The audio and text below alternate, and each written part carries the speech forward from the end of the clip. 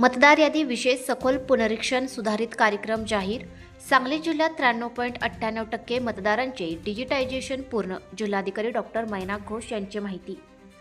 BLO मार्फत घरोघरी भेटीचा कार्यक्रम 17 ऑगस्टपर्यंत राबवण्यात येणार आहे.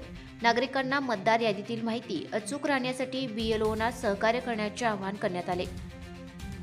भारत निवडणूक आयोगाने मतदार यादीच्या विशेष सखोल पुनरीक्षण कार्यक्रमात सुधारणा केली असून त्यानुसार राज्यातील सुधारित वेळापत्रक जाहीर करण्यात आले आहे. सुधारित कार्यक्रमानुसार बूथ लेवल अधिकारी BLO यांच्यामार्फत घरोघरी भेटीचा कार्यक्रम 30 जून ते 17 ऑगस्ट 2026 या कालावधीत राबवण्यात येणार आहे. नागरिकांनी मतदार यादीतील माहिती अचूक राहण्यासाठी BLOना आवश्यक कागदपत्रे वेळेत उपलब्ध करून देत या मोहिमेत सहकार्य करण्याचे आवाहन जिल्हाधिकारी डॉक्टर मैनाक घोष यांनी केले आहे.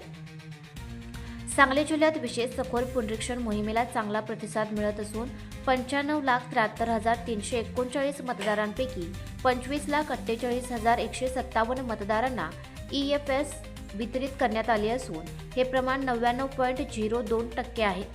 यापैकी 24,18,424 मतदारांचे प्रत्यक्ष डिजिटायझेशन पूर्ण झाले असून त्याचे प्रमाण 93.98% इतके आहे. सुधारित कार्यक्रमानुसार BLO मार्फत घरोघरी भेटी देऊन 30 जून ते 17 ऑगस्ट 2026 या कालावधीत सुरू राहणार आहेत. त्यानंतर 17 ऑगस्ट 2026 रोजी मतदार केंद्रांचे सुसूत्रीकरण पुनर्रचना, 24 ऑगस्ट 2026 रोजी प्रारूप मतदार यादी प्रसिद्ध केली जाईल. प्रारूप यादीवर दावे व हरकती दाखल करण्याचा कालावधी 24 ऑगस्ट ते 23 सप्टेंबर 2026 असा राहील.